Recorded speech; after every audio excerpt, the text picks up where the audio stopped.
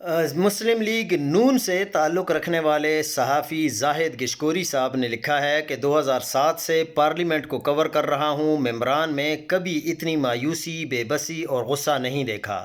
ممبران ہم رپورٹر سے پوچھتے ہیں اس 27ویں ترمیم میں عوام کے لیے کیا رکھا ہے؟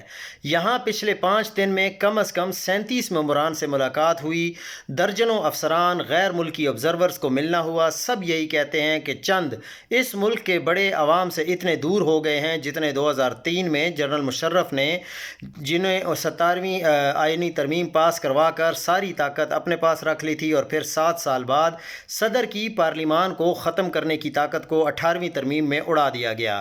اب یہاں پارلیمان کے ایوانوں میں ممبران جن کا تعلق تمام جماعتوں سے ہے، یہی بحث کرتے ہیں کہ آخر تا حیات استثناء کتنی دیر چلے گا۔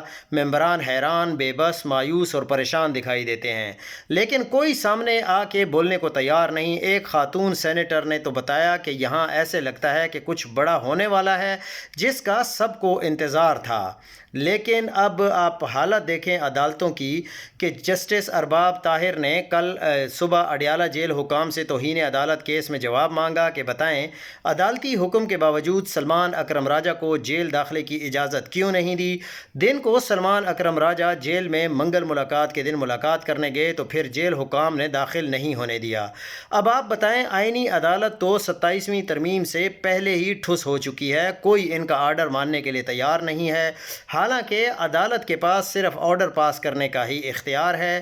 اگر وہ بھی عمل نہ ہو تو پھر ججز کی تنخواہیں تو چل رہی ہوں گی، آئینی عدالت کچھ نہیں ہے۔ جدید آمریت نے قانونی اور آئینی اصولوں کو ہتھیار بنا لیا ہے۔ جسٹس بابر ستار نے اسلام آباد میں خصوصی عدالتوں اور ٹریبیونلز کی تشکیل سے متعلق فیصلہ جاری کرتے ہوئے لکھا، سخت گیر آمریت اب ماضی کی بات بن چکی ہے اور اس کی جگہ ایک نئی شکل نے لے لی ہے جسے آمرانہ قانون پسندی کہا جاتا ہے۔ یہ طرز حکومت بیک وقت جمہوریت اور آئینی نظام دونوں کو نقصان پہنچاتی ہے۔